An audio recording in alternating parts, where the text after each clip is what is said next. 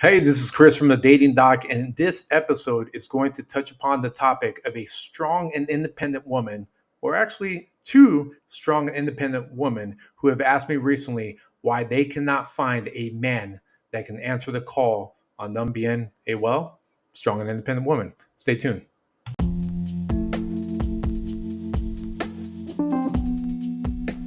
So, yes, I've been MIA. All right. For those that don't know, it does not mean the artist that sang Paper Planes. No, I'm talking about missing in action. Yes, I have not done a podcast episode in some time, but we've got some great news. We really do. And I really mean we. Okay. I know I'm speaking. You think we, okay, got it. You're trying to make the company look a lot bigger. No, we actually are a team. With that said, if you haven't gone to our YouTube, check out the Dating Doc TV, right? That's the audio video version of this. Except I'm not the one there. It's Nadia, our lead media coordinator. She's an on-air personality who is interviewing people, is doing blind matchmakings, touching on modern dating topics. So that's the Dating Doc TV. So without further ado, what I'm working on is making a transition for this podcast where it's going to go from simply the Dating Doc podcast to being the Dating Doc FM. And the reason I want to do that is I want to be able to show there's a portfolio of Dating Doc TV, Dating Doc FM, and of course our social media platforms through the Dating Doc. And all the different content will align with the business strategy of more positive, more productive edutainment type of content. Not what are men, women suck, men suck. No, stuff that's going to really benefit the modern dating narrative, right? So be on the lookout. You may see a new logo here coming out soon for the Dating Doc FM. You may have to refresh your Spotify or whichever platform you're watching. Well, clairvoyance, whatever platform you're listening in on, and you'll see the Dating Doc FM logo. So without further ado, let's get into the meat and potatoes, which will be a woman that makes a lot of money, cannot find a good man. Stay tuned.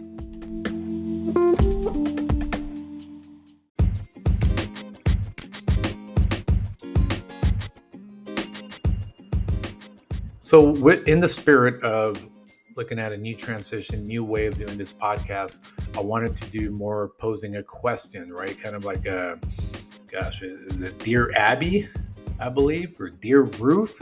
I'm not really sure, but I knew back when I was a kid, I used to stumble upon TV guides and newspapers that they would write someone, right, in regards to their love woes, their love frustrations.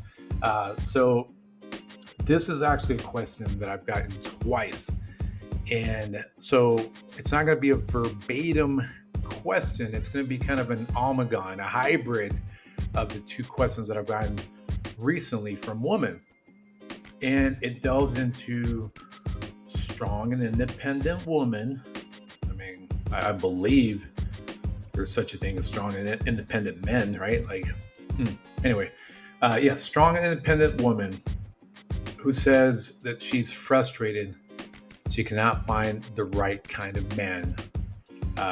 And both of these women make over six figures, highly educated, highly successful, driven, ambitious, competitive at work, right? My hat's off to them. Regardless, if you're a man or woman, if you're doing well in your career, that takes a lot of sacrifice. It takes a lot of drive to be able to add to your skill set. It takes a lot of drive to take on responsibility, to show that you can take on responsibility.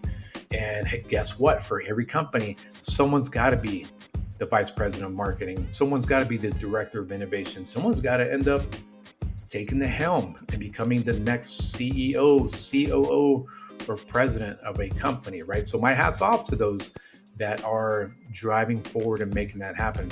But that's the journey of jobs, right? It's the journey of your career, your LinkedIn side of the house. Now, what about the romantic side, right? What about the Bumble, Hinge, happy hour crowd, romantic partner selection, finding phase of your life, whether you want kids, whether you just want some awesome sex, or you just want to cohabitate with someone and not die alone, and dying holding the hand of a hospice nurse. You'd rather hold the hand of a loved one, right? It's an important process, just like it is for those strong and independent women who are moving up in their career. So I told them, first and foremost, I said, look, career-wise, work-wise, you probably know what you want. And you can tell they're already tuning out, right? A lot of these strong and independent women at first, when they're first getting coached by me, they take on this platform like they're better than. And then I got to humble the hell out of them, right? But they kind of give me that smirk. You know what you want. And I'm like, oh, here it goes. His advice, his coaching better be valuable because my time is valuable, right? They treat it like a date. Like, you pay me. You sit down and listen to me. But I asked him, I said, I'm pretty sure you know what you want when it comes to your professional life, right? You want to hit, let's see, 25% increase in profits, next quarterly profits, right? If you're a marketer, if you're in a business development, or you want to be able to shrink the project down from 3 months to 2 months if you're in product marketing, product development, etc. You know what you want. You can measure that. But I often ask them, I get down and dirty and I say, what do you want? And I already know I'm 2 steps ahead. They're going to say, hey, I just want a dashing, tall, successful man. I like to travel. One who's looking at settling down. One who's masculine, understands emotional intelligence. They give you the whole buffet. They want it all, right? They completely want it on this perfect package. Okay. And then I ask them again. I said, no. What do you want? And I'm 2 steps ahead of that. I already know it's going to be your knee-jerk reaction. Well, I've already explained that. I don't have to repeat or whatever, right? That's at worst. At best, they may scoff a little bit and they're like, oh, what do you mean, right? I said, look, what do you really, really want? Let's do this. I want you to visualize you've lost your career. Your company went belly up. Maybe you went through sudden depression or anxiety or self-reflection where you no longer want to work in this job. Okay? Or let's say you both were in a fire. You lost your beauty, right? Because let's say your face got burned or whatnot. What do you truly want in a relationship?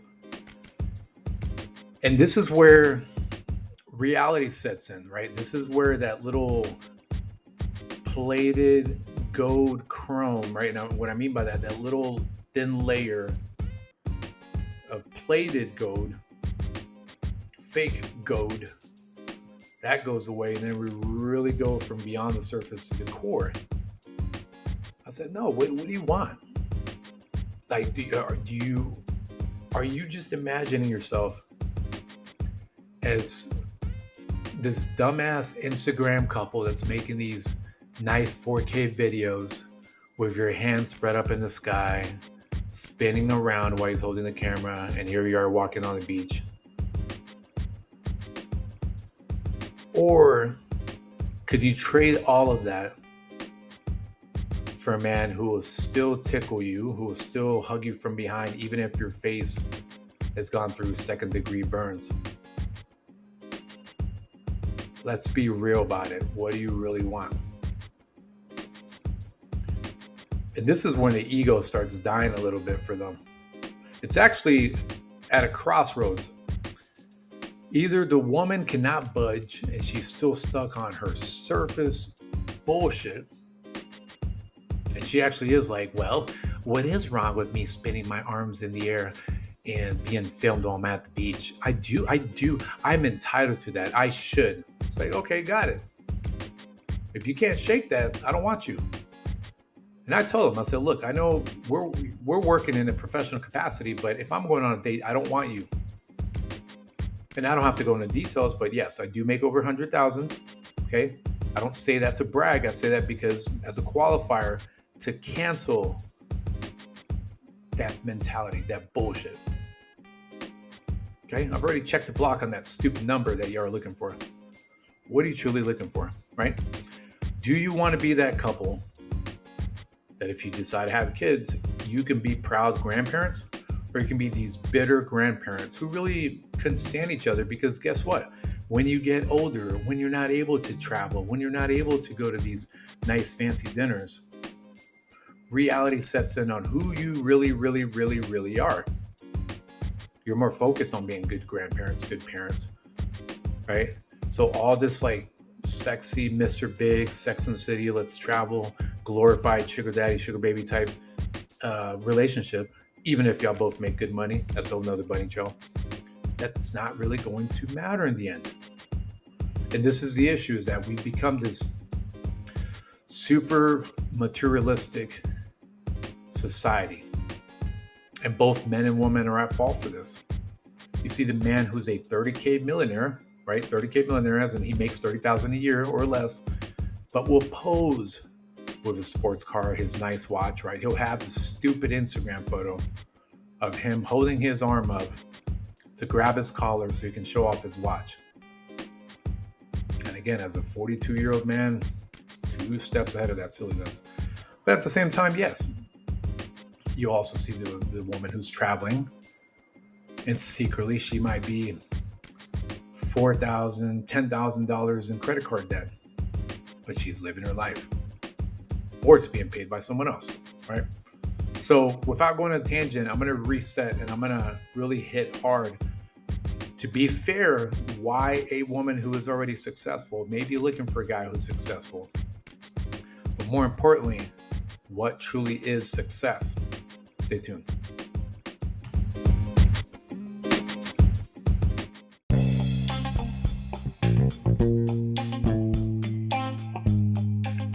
I want to be very, very fair to women. Okay, please understand this. And I look at it from both sides. Just because I'm a guy speaking, don't tune out. Right?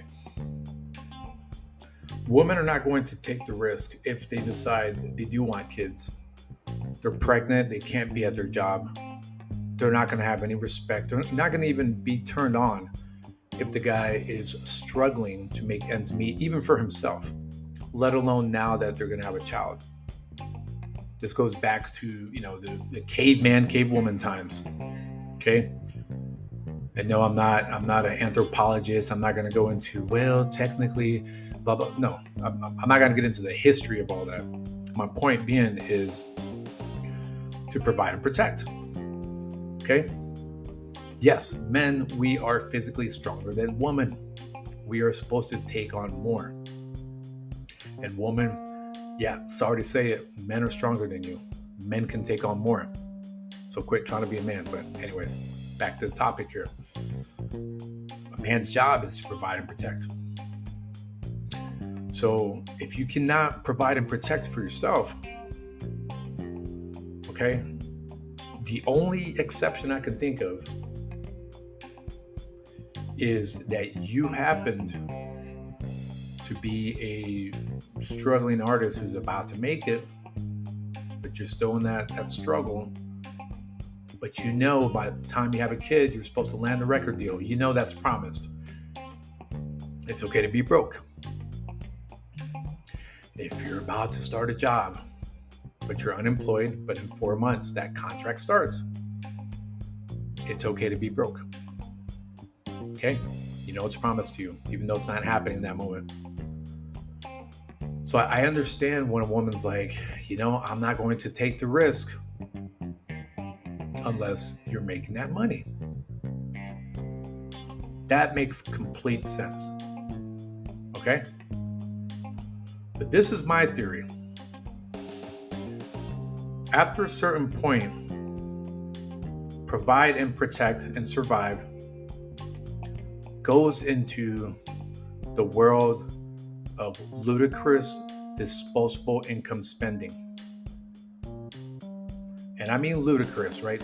I want you to picture this. Picture this for a moment. Think of 3 zones when it comes to finances, right? You have your first basic zone, which is being able to have a roof over your head, pay the electricity bills, water bills, eat, right? And some of your standard amendment, toilet paper, soap, dishwashing soap, etc., right? The basics.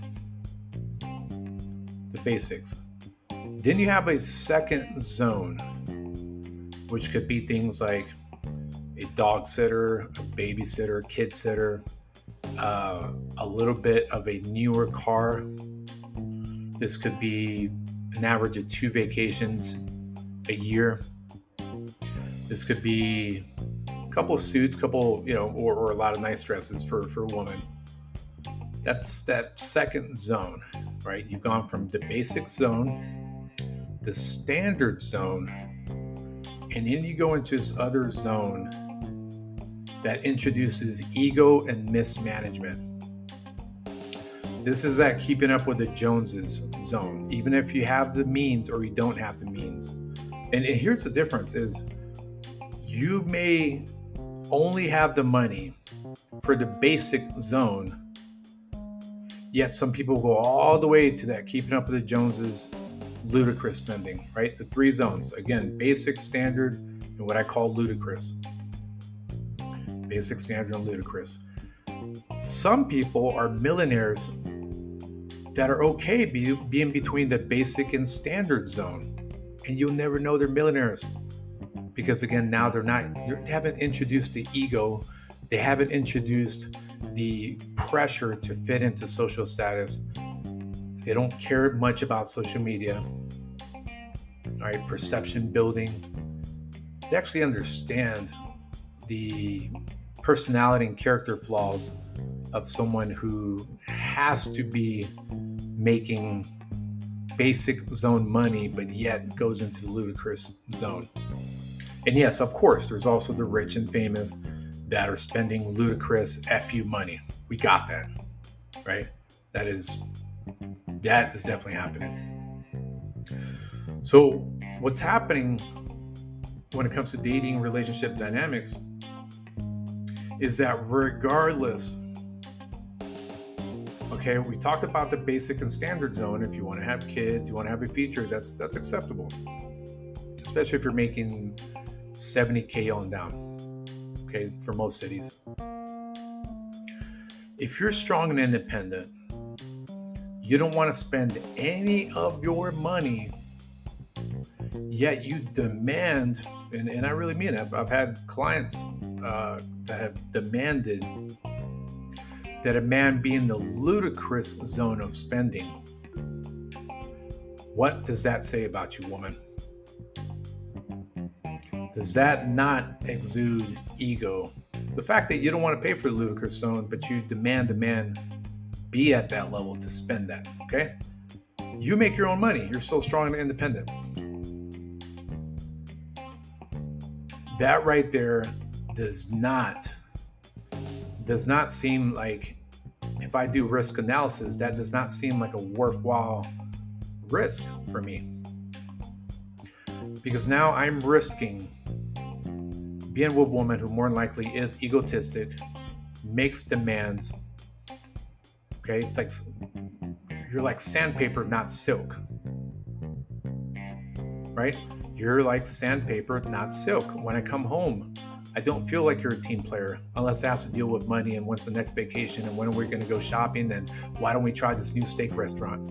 Everything's circled around that ludicrous spending. And the irony of it, yes, you know for a fact you're expecting that man to pay the $200 tab at the steak place. You're expecting that man to take you out and buy you a couple pairs of clothes. Yeah, maybe you'll buy your own shoes because you forgot to stop into a store and you tell him, I'll get it. Not only is that a financial risk, but now you've spoiled that woman for the man. You spoiled that woman to where any exceptions to that, she will not understand. She will more than likely not understand. If you say, hey babe, I thought I was going to land that one client. we're going to have a rough couple months because the company is also not doing well. A woman who demands that ludicrous spending and is not willing to go to the standard or basic zone is going to be a headache. And it's very naive that the strong and independent, intelligent woman assumes that the man's the problem when he's the one that's been spending the $200 steak dinner, the clothes, the vacations. It's been on his credit card, especially if you don't have a joint account. He's the problem. And I think a lot of women are missing the mark. They don't understand that a lot of successful men are already aware that you will think that they're the problem. That's gaslighting 101. The reality of the situation is the man has spent all this money, sacrificed his time, his hard work for you. And if he cannot stay in that ludicrous zone spending, even if he can, even if financially he can stay in that zone, he doesn't want to create that mentality. He doesn't want to create the mentality of the entitled trophy wife. He wants a woman with a character, a woman who is going to be a team player if things go bad. Because he's going to be a team player if things go bad. If you get your face burned off a little bit. If you lose your job, if you're pregnant, he's going to still be a team player. And I say this because I truly am rooting for women. I want dating to be better overall. That's going to take both sides. But we know historically, let's not play it. We know historically it's women that demand more money out of men and not men demanding money out of women. So with that said, if you are successful, if you have the means, more than likely, especially if you're like shouting from top of the roof, I want a successful man. Think about it. What is success? You want a man who's just going to spend on ludicrous spending? You go to Caicos Island, you go to Greece, you go to, shout out to Puerto Rico, right? And that's just in 2 months. Do you want to be treated or do you want to be treated well? Okay, and there's a difference. Monetarily treated or do you want to be held, excuse me. Do you want to be held and taken care of in a deeper way? Right? Think about it this way when it comes to success. If the money market, if Wall Street, if all that crashed today, if both of you lost your jobs today, you and your partner, tell me what's going to matter.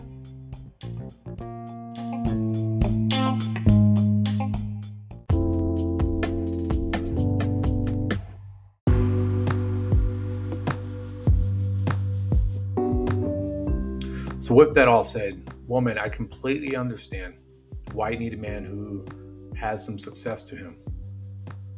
Okay? But it's just like saying, hey, you know what? I'm going to go out for a couple of drinks and getting completely blitz drunk, right? Everything in moderation. Realistic moderation. If you drink too much, you increase the chances of getting to an accident. If you drink too much, you increase the chances of getting to an argument or fighting someone. You drink just enough, it feels good. You're social. Same thing when it comes to finding a man who's successful, especially if you are yourself successful. Too much of it, you're flying too close to the sun. You may never find what you're looking for because you're striving for this perfection that doesn't exist. Just enough where the man is making good money, and on top of that, he's willing to spend it in a reasonable way, then you've got a man. More likely, if he's financially disciplined, he's treating himself better, which in turn means he treats you better.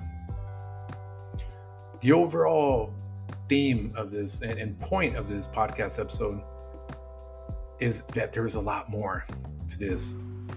I am successful, therefore I should find success. It's very short-sighted. There's a lot more to success. Success of the brain, success of the emotions, the spirit. the way you communicate, sex, okay? Completely different levels that you can gauge during the date. Some of these are verbal questions you ask each other, right? You can ask the good old knee-jerk, basic-ass question. What's your love language? Love languages. What are the top two? What are the top two you like to give and receive, right? Got that. Too easy. The fact that they're even versed in love languages, that's a good barometer. Or here's a deep one. Ask your potential partner. If you are with your significant other and you're on your deathbed holding their hand, right? Holding their hand as you're dying. What kind of emotions, how do you want to feel when you're leaving this earth? That's a deep question. And I like that question because even though you might think in 2023 that's so brutal, oh my gosh, it's so heavy. You need to go heavy. We need to get back to going heavy because we live in this flimsy, floppy, flaky, hey, nice to meet you, 3 days later, hey, good luck to you type of world. We need to go deep. So when you ask that question, it actually puts things in perspective where you backwards plan. You're like, you know what? I've had my head stuck up my ass. As a man, I've been only looking at looks, right? If she's a 9, if she's a 10. As a woman, maybe all I've cared about is financial success. Even if he's an asshole, even if he's an avoidant, even if he's void of emotions, but hey, he's making money. And now you're starting to become human again. Instead of being a sack of bones, meat, organs, and a brain that's easily programmed by capitalism, commercialism. That's really what a lot of us are. We're just a human computer that's influenced by a lot of bullshit. Or we can be human and touch upon the things that really affect our soul and create a legacy. So hopefully that made sense. Okay, let's dig in a little bit deeper. Okay, for those strong and independent women, be strong and independent to your own demands. Be strong and independent to your entitlement. Be strong and independent and detached from ego. Be strong and independent, but understand it's not how much a man makes, but how much he's reasonably able to spend. Be strong and independent if you can no longer be strong and independent. Let's go back to what matters.